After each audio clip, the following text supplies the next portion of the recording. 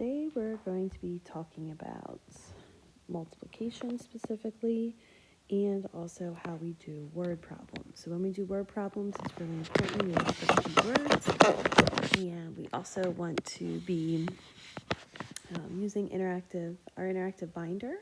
There's a purple page in there that gives me a lot of keywords that could help me. All right, so if we look at number one, using estimation. So Carlos is building a flatbed. It is 13 2/10 meters by 6 7/75 meters. When he multiplied, here's what he got. Where should he place the decimal point? Well, let's use some estimation to help me. I may round this to 10. I may round this to 12 if I know my 12's facts. Some of you might be really good and could round it to 13. I'm going to take my 6 7/75, and I think it makes the most sense to round that to 7. So if I do 10 times 7, I'd get about 70. If I did 12 times 7, I would get about 84. If I did 13 times 7, which will probably be my most accurate, I would get 91. So I have an answer somewhere between 70 and 91, which means that my decimal will need to go right here. Okay. Stephanie says, if we look at number 2, Stephanie says 1 95/100 times 6 6/10 equals 12 87/100. But Dante said, no, it's 127. Who is right? Well, let's do some quick estimation. This is 2. This is 7. 2 times 7 is about 14. Looks to me like Stephanie is correct.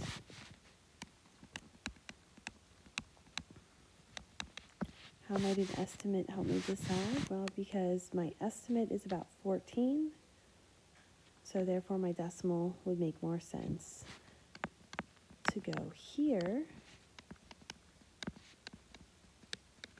instead of 128. So that's supposed to say is closer to our estimate. Sorry guys, this awful screen protector kind of makes things a little when I write. For problem 3 through 5, record a number sentence to show how you estimated and then use the traditional multiplication algorithm to solve. So if I estimate, let's make this about 3 times 3.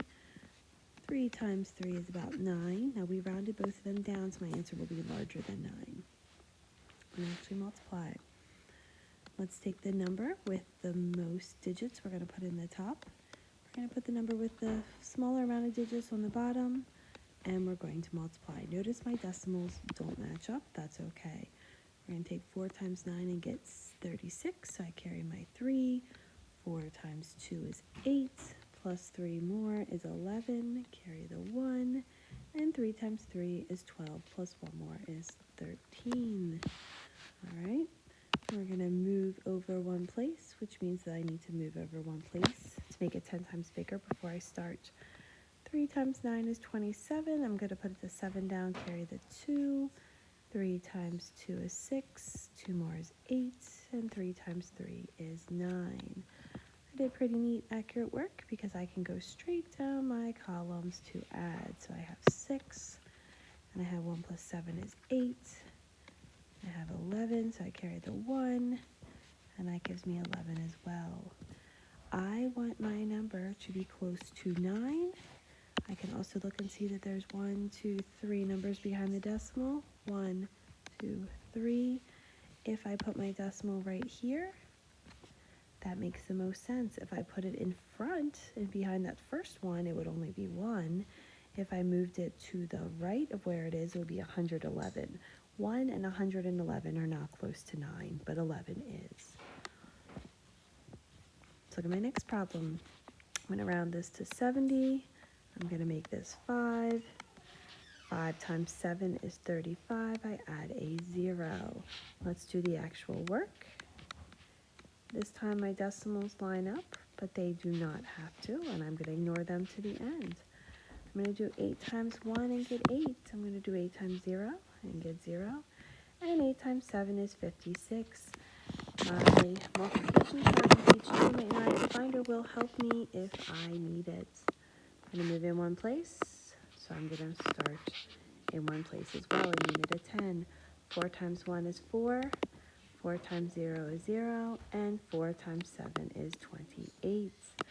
I'm going to go ahead and add those together. And when I do that, I add up my columns. I get 8. I get 4. And I keep going. 6, 13, so I carry the 1. And I get a 3. Where can I put my decimals? Let's close to 350. 336 is close.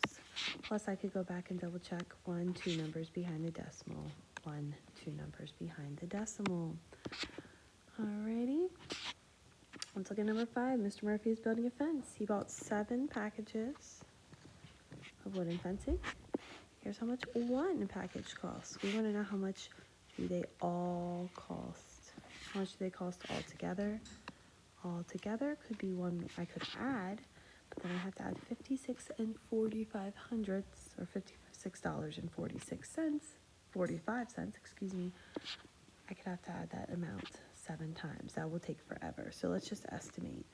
Let's round my 56 up to $60. $60 times 7. I'm going to need about $420.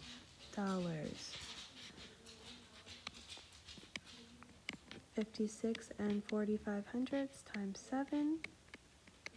Let's multiply. 5 times 7 is 35. Carry the 3. 7 times 4 is 28. 3 more is 31. 7 times 6 is 42. 3 more is 45. Carry the 4. 7 times 5 is 35. And 4 more is 39. We didn't need a number close to 420. I did round my $56.45 up to 60, so my number will be a little less. So therefore, 395 is my answer. And we can't forget that 15 cents. Plus, if I move in 1, 2 places, 1, 2 in my answer. That's how I take care of my decimal. And then my number model over here, obviously, I could have showed multiplication. Let's look at number 6. Dr. Good purchased 2 tenths grams of cold medicine for Donald. He prescribed, not purchased, sorry. The medicine comes in tablets that are 5/100ths of a gram or 5/10ths of a gram. Should he take 4 of the 5/10ths or 4 of the 5/100ths? Well, if I multiply 4 times 5, I get 20. Okay, for this problem here, I have 1 number behind the decimal. So 1 number behind the decimal would give me 2. For this problem here, I have 1, 2 numbers behind the decimal. So 1, 2. Which one of these matches up here? It would be this one. So he should take 4 of the 5/100ths grams tablets. How do we know? Because we just showed with our multiplication and our decimal. And then finally, let's compare. -3 is greater, +4 is greater, 0 is greater, and -2 is larger than -5.